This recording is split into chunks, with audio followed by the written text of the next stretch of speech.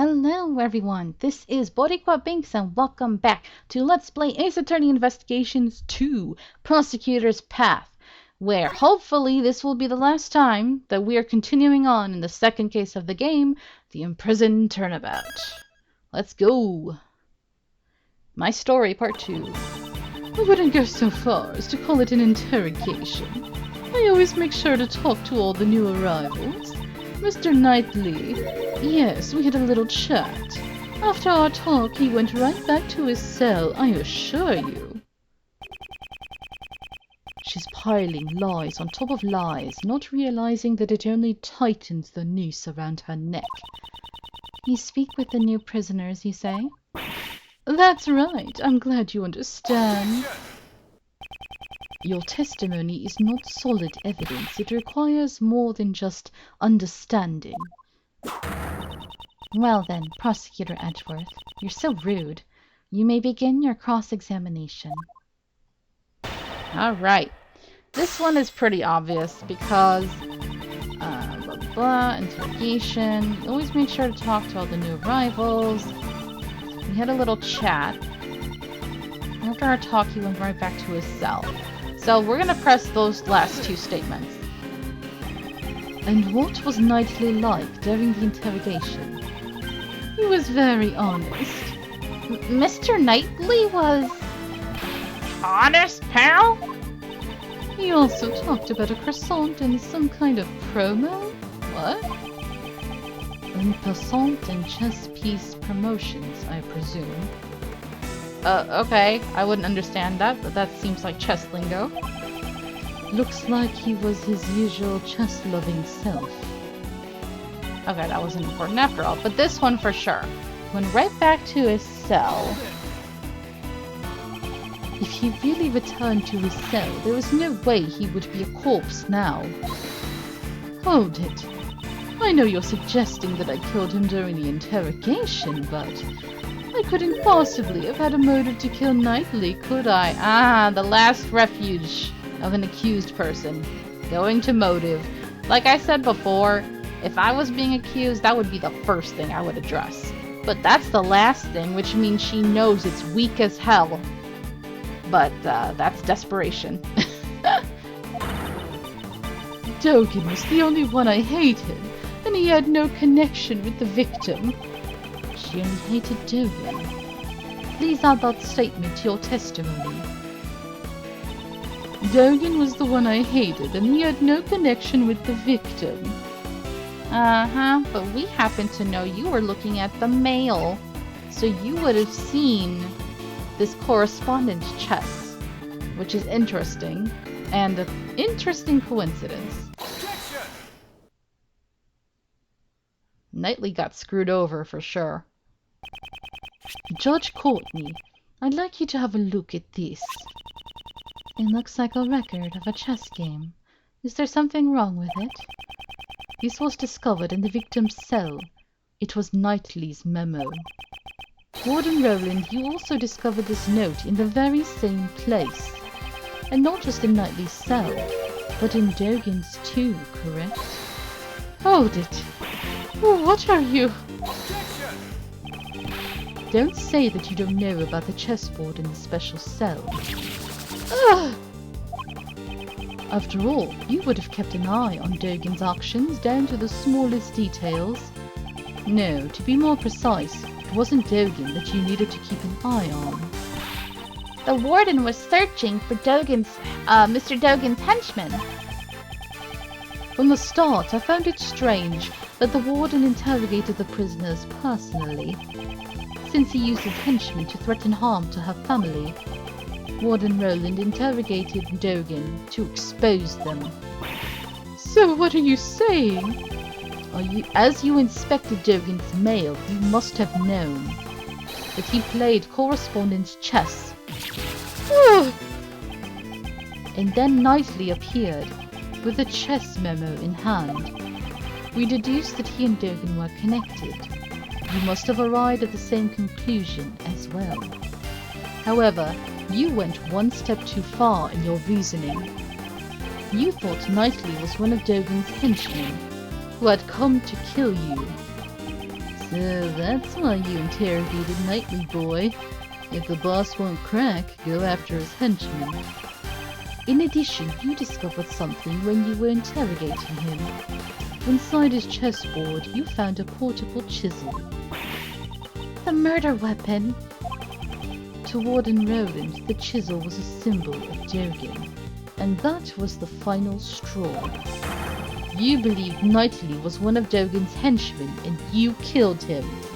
How did the chisel end up in there, though? That's weird. It seems there will be no rebuttal. Judge Courtney, your verdict. Though it is incredibly unfortunate, there seems to be no room for doubt. I shall announce my verdict. For the murder of Horace Knightley. Hold it! Twice my sacred verdict has been interrupted. Who was that?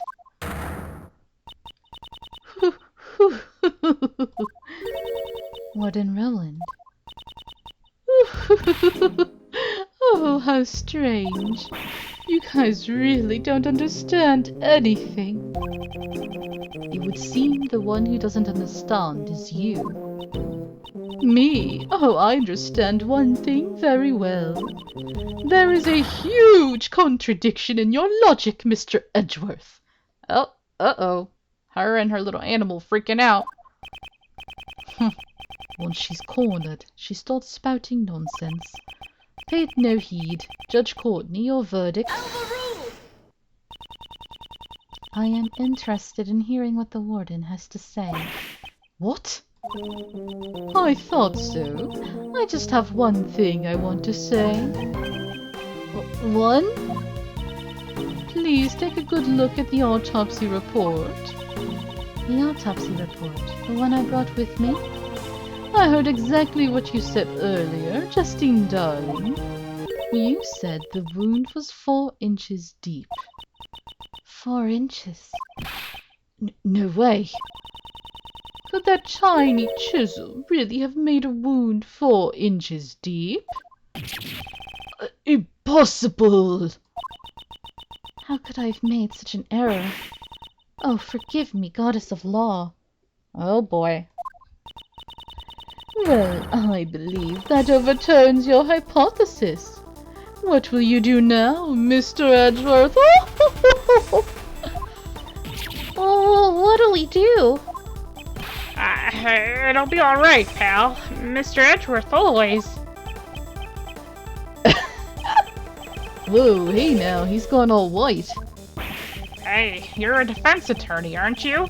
Isn't there something you can do, pal? Do that turnabout thing. Make some earth-shattering objection like Phoenix Wright always does. Oh, that's funny. Uncle Ray's a hard worker, but he's not an ace attorney. Without decisive evidence, we're just whipping a dead horse here. Does that mean it's hopeless?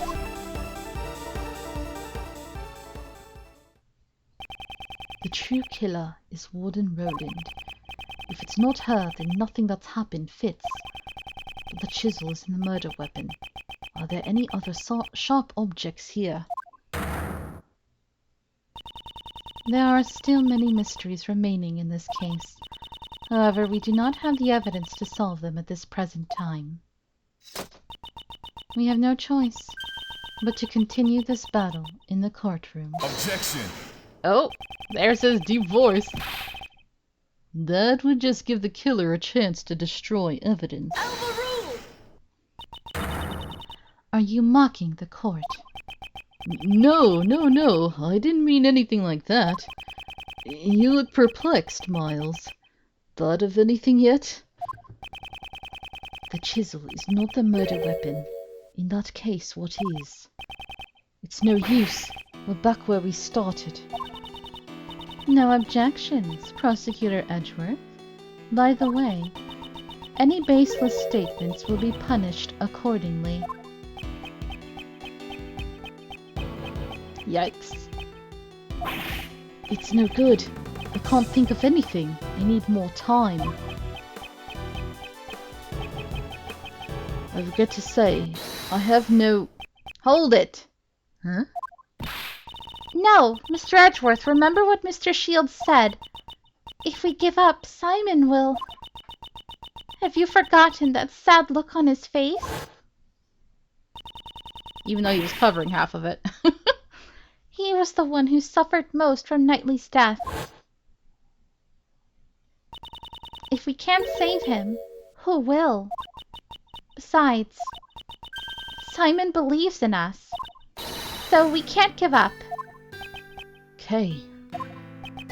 Miles, looks like you found a good partner. It's like little Kay says, whenever you're backed into a corner, think of your client. Keep fighting until the very end. Isn't that the feeling you're getting? Gregory, your old man. No matter what trouble he faced, he would always turn things around and save his client. You've got his blood in you, right? In that case, you're the only one who can turn this around. Judge Courtney. The look in your eyes has suddenly changed. If you do intend to speak, you better be prepared to face the consequences. Your logic thus far has been misplaced numerous times. If this were to happen again, I will consider you unfit to call yourself a prosecutor, and you will hand over your badge. Which? That's right. My reasoning about this case has indeed been misplaced numerous times. Have I made a grave miscalculation?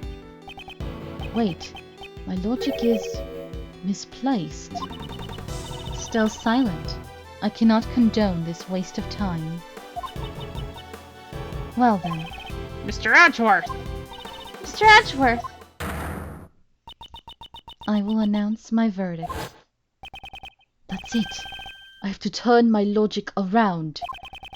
I have to do what Phoenix always does. My logic isn't misplaced, it's been misled. This court finds the defendant, Simon Keyes. Isn't it a little early to hand down a verdict? I actually think it's rather late, don't you agree, Justine darling? Enlighten us. What? Try to remember the eyewitness account about his dog and his absence from the animal show. When I first heard that information, my suspicion immediately fell on Dogan. I'm amazed you take such pride in retelling your previous failings. But was that not the killer's aim? What if we assumed that was their intention from the start? Of course, the chisels serve the same purpose. Knightley's body was stabbed in the same spot with multiple sharp objects. This shows that he was stabbed with the chisel after the real murder weapon was removed. By soaking the chisel in Knightley's blood, the killer wanted to mislead us into thinking the chisel was the murder weapon. Why? That's because... Why did the killer want us to think the chisel was the murder weapon? To get Dogan expelled. Warden Roland, you made use of this chisel's image. Chisel's image? What are you trying to say? Mr. DeBest, when you see this chisel, what does it suggest to you? Something like Dogan is the killer, right? Now, do you understand? That was the warden's aim.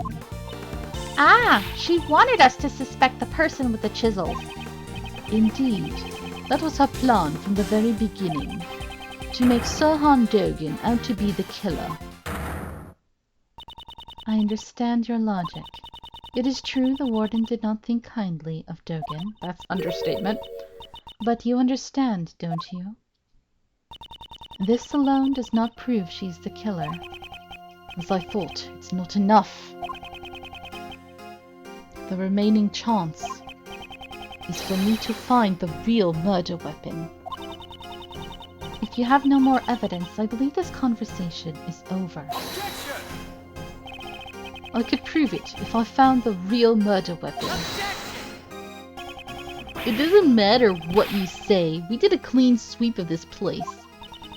It is as Sebastian says. In the end, we could not find any weapons. In other words, such proof is impossible. No, the murder weapon must still be somewhere in the prison. As long as this exists. The security gate. You remember its name after all.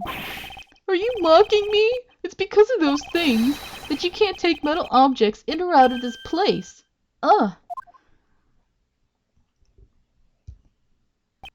Right. As long as those security gates exist, the murder weapon should still be here. That also means no weapon could have been brought into the prison.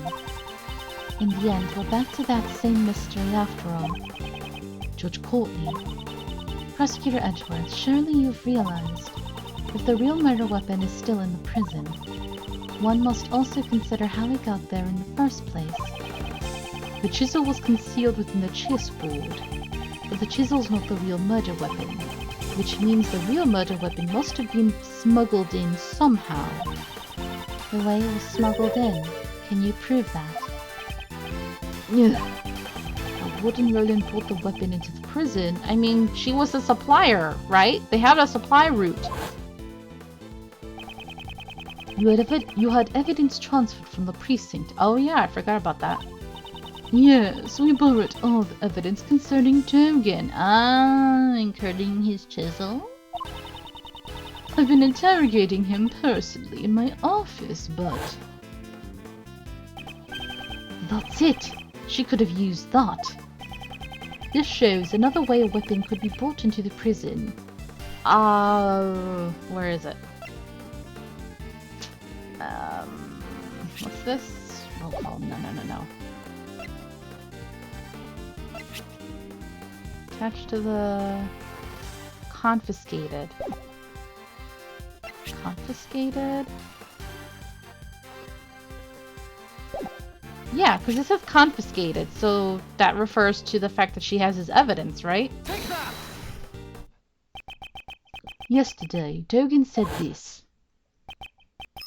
Yes, my bells.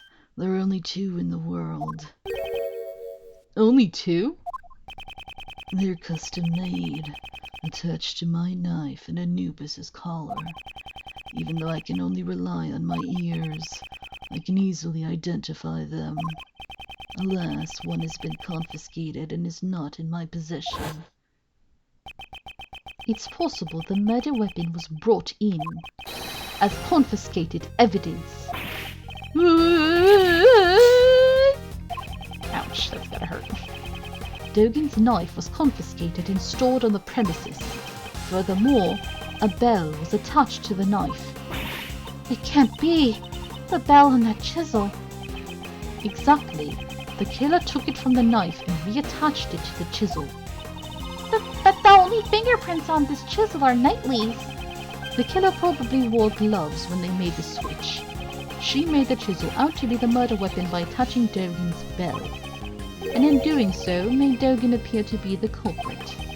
Furthermore, the handling of the set of evidence that this bell originally belonged to was only possible for someone with the proper authority. Who, sir? Who had that authority? Oh my god, Gumshoe, come on. Why don't we ask the warden what she thinks? Hold it. You can find bells anywhere. Anyone could have attached it, right? I see. So you don't know. These bells are Dogen's trademark. There are only 2 in the world. What? And so, attaching the bell would naturally make you the killer. Hold it! Do you have evidence that I have the knife? You don't, do you? Of course, I understand. In that case, Mr. DeBest, I'd like to request an investigation immediately. But if you find it, it'd be problematic for me. That doesn't matter now. It is necessary that we reveal the truth. You are a prosecutor, are you not? Well, even if you say that... Ah, curse this useless prosecutor. If only I still had investigative rights. Besides, we can't investigate without the warden's permission, right? There's no way she would approve. We have no choice but to investigate ourselves. If you don't have evidence, there's no use in continuing this conversation. The goddess of law does not smile upon those with no evidence. This will have to be continued in the courtroom.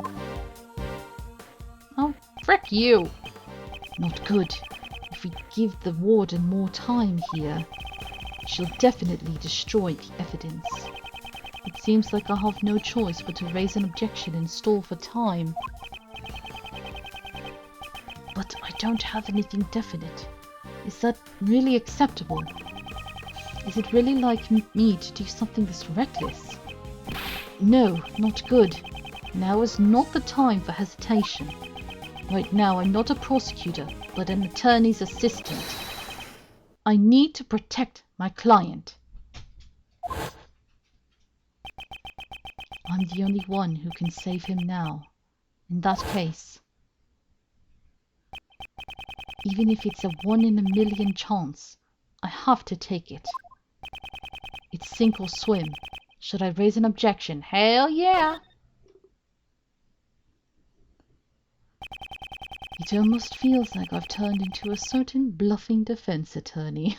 Your boyfriend, your husband, your soulmate. But right now, I can't come to a standstill here. Objection! Hold it. Prosecutor Edgeworth? What now? I just realized something. What would that be? Pray tell. Naturally, the whereabouts of the real murder weapon. Dogen's knife. Mr. Edgeworth, is that really true? Yes, though it is a lie. I find that hard to believe. This isn't a bluff, is it? Me? I would never! You underestimate me. The word bluff does not exist in my dictionary. I'm just borrowing it from Phoenix. This is bad for my heart.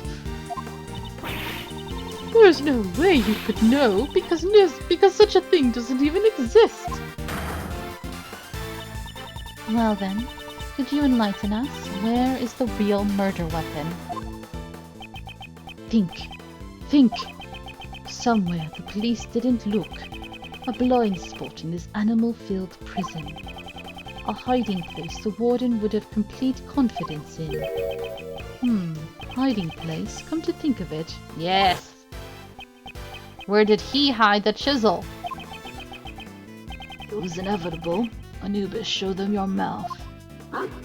What are the chances of someone copying someone else and doing the same thing? The same method? No, it couldn't be, could it? But there aren't that many ways to hide things from an investigator's eyes. Prosecutor Edgeworth, how long do you intend to keep us waiting? It's possible, but I'm taking a big gamble here. They didn't show what I thought they would show to give you even more of a clue. But basically, there's been a lot of foreshadowing and like hinting to, in reference to her favorite pet, the alligator. They mentioned, or they showed earlier that Allie wasn't feeling well. And then they showed that the killer had disposed of the weights right by the pond where the alligator lives in. So that's like the best thing you can think of. That plus the fact that they showed Dogen hiding the chisel in his dog's mouth. So, aha! The courtyard! Take that! Here, in the courtyard. Indeed. That's not enough information. Please, show us in more detail. Alright, where is the real murder weapon hidden? It would be over here. Oh, and look who's poking her little head out. Hello, Ali. Take that! That's it. Back then. There we go. Yeah, that's right. We did have a reaction there. Huh?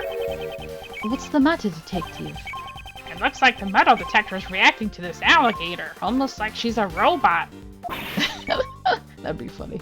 Really? Why? Of course, that's why the metal detector reacted. Although I gotta say, that's horrible. A chisel's one thing, which is still pretty rough to have inside a mouth, but a frickin' knife? Allie must be in so much pain having a frickin' knife in her mouth. Of course, that's why the metal detector reacted. Judge Courtney, I'd like you to take a look at this. The chisel. Wasn't that just the fake murder weapon? Dogan hid this chisel inside his dog's mouth, and the real murder weapon was hidden in very much the same way. Uh-huh. We got you.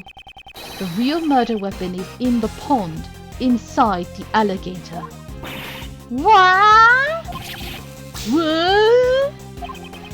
We can confirm that the metal detector reacted to the alligator. Judge Courtney, please have the insides of the alligator examined. I give my consent. We'll have to call a veterinarian.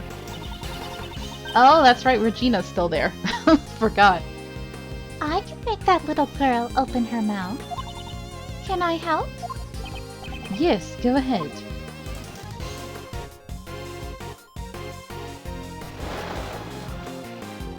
How easy, you just did it.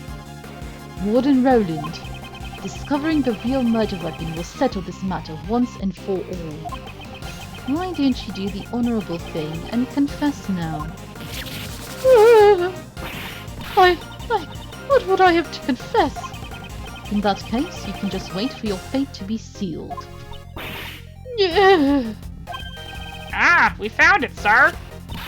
You actually reached in and got it? What the hell?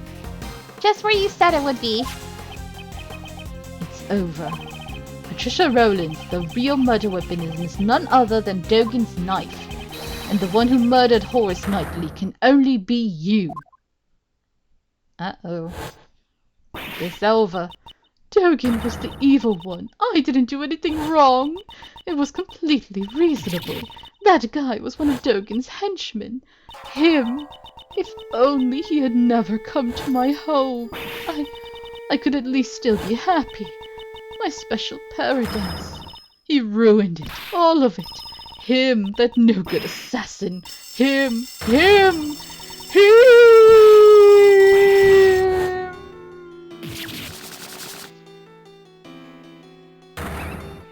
What the? Oh my god. Ma'am? Those poor animals, what the hell? She's much thinner now. Holy crap. Those poor animals. I told you she was a furry. Those poor animals, man. Lady, something else. Alright, March 28th, 12:34 p.m. Detention Center hallway. We're finally at the end. Yay! Mr. the best of the best. We have the results. The best of the best? What the frick? Looks like even the forensic officers have it tough. We found traces of Knightley's blood on Dogan's knife. It was just like you said. You're the best, Mr. the best. Oh, shut up. Alright, good job. But don't stop there. Keep the praise coming. Yes, sir. You're so incredible it brings tears to my eyes. What the frick? From sorrow? Well done, Sebastian. Next comes the follow-up investigation. Huh? What are you talking about, Justine? Hasn't the case been solved already? We have not yet confirmed if Knightley truly was one of Dogan's henchmen. There is also a chance that Warden Roland jumped to conclusions. Oh! That is the remaining uncertainty in this case. Anyways, let's just keep investigating. Fool. Hey, you there, come with me. Since I'm the best, the truth will appear before me first. When that moment arrives, make sure you don't miss it. Yes, sir, I'm looking forward to witnessing your first-rate ability. Let's go! You fool. We live in troubling times, wouldn't you agree? Trying to be all friendly with me after all the bull you've pulled? The would-be assassin of the president was found murdered in the prison. Knightley had not planned to assassinate the president. The truth is not as vital as you seem to believe it to be. Not to the world, and not to the law. That can't be right! Believe what you will, however. As long as Prosecutor Edgeworth remains a prosecutor, it is an inescapable reality. A prosecutor is not someone who demands a guilty verdict. That is what I believe. Those are merely your values. The law is not the plaything of any one person.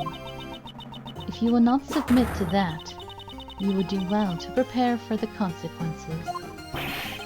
What's that supposed to mean, pal? Don't tell me you're gonna...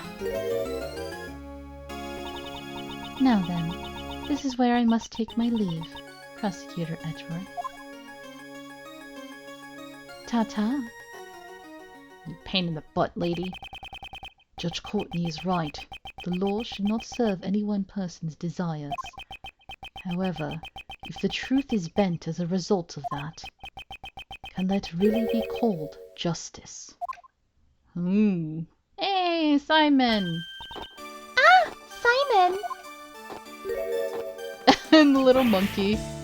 The bus! What happened? They said you could come out already? Well, honestly, I don't know for sure. All of a sudden, they were like, "You're free to go, and you should thank Mr. Edgeworth." Well, that's because he found out who the real murderer was. Really? He did? Mr. Edgeworth? Awkward. Oh, no way, no way, no way, no way! Even if you glare at me like that, it's useless. I'm innocent after all. You can't make me guilty. Simon. You should thank him, you know. You're right. Thank you very much. I want to thank you too. Good grief. Charlie Brown. Mr. Defense Attorney, can I ask you just one more question? Yes, you may, but I'm not a defense attorney. I thought that Knightley and I were friends. No, I mean best friends. I always thought we were kind of like almost in love, you know? As much as someone like Knightley can love. You don't think so anymore? Well, I'm just wondering. There were some things I had no idea about. Like how he could hate someone enough to kill them. That's why maybe he never trusted me either? Simon, that's not true. You're lying, because if I had known, I could have stopped him. I would have told him he had no need to be angry with anyone. Mr. Keyes, I don't think he disliked you either. Let's show him proof that Knightley trusted him. Kinda took advantage of him, but yeah. That's what I gave to. Knightley hid a chisel inside it, most likely to aid in his escape. Escape? He used me? Yes. He trusted in you. To be useful to him, yes. He knew you'd bring it to him without looking into it and without question. And in doing just that, you were caught up in everything. Knightley, you idiot! You baka! Looks like he gets it. Simon is not as dumb as he looks, after all. I'm sure he'll be back to normal by tomorrow. Is that supposed to be a compliment? I'll be strong. I'll become a splendid wild animal tamer for Knightley's sake. Excellent. That's the spirit. That's cute.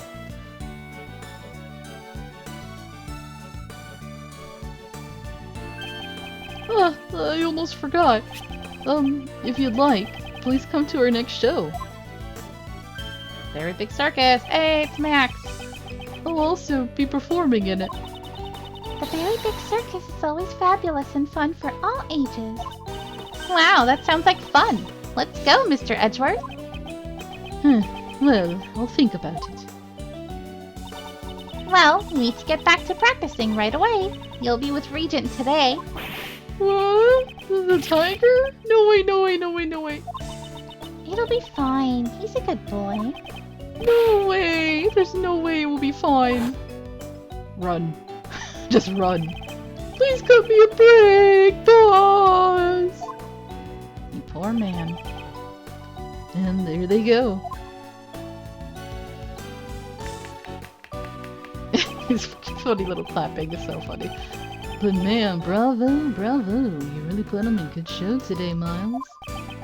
It's all thanks to you, Mr. Shields. Without your help, she might have gotten away. Not to mention allowing us to continue the investigation. Oh man, cut it out already. You're gonna make me blush. I never know when you are being serious. Uncle Ray is always serious.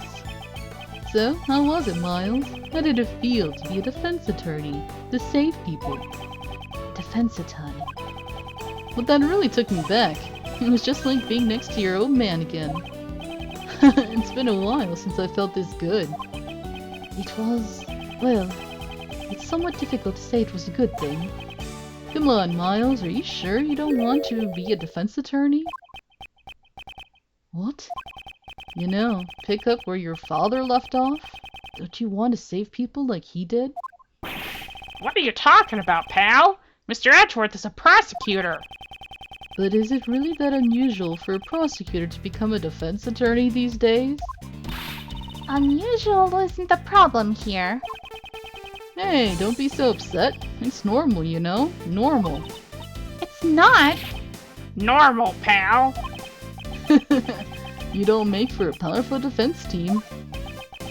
Mr. Shields, I am a prosecutor. And Uncle Ray is a defense attorney. That's why. I'm being serious about this. Well, that's just my opinion. Feel free to drop by anytime if you have a change of heart. I'll be waiting for you. Later.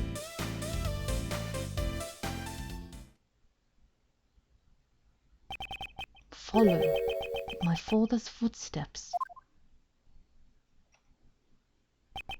Me, become a defense attorney. I'm going to become a defense attorney just like my dad. There's your daddy. Such a handsome man. It's so cool because he really does look and act like... Oh, sorry, like my father? Sorry, I didn't know it was auto-scrolling. Dang nabbit. Like, he's based on Gregory Peck's character Atticus Finch in To Kill a Mockingbird. One of my favorite stories of all time. Alright, a brand new episode has been added. Whew, the inherited turnabout. Alright, I am so excited. But thank you guys so much for watching. I'm so glad we finally finished this case. God, it took forever. It's a good one, but it's too long. But anyway, next time, I think I might have something special planned. Especially for this case. So, you'll see. But until then, hope you have a nice day. Bye!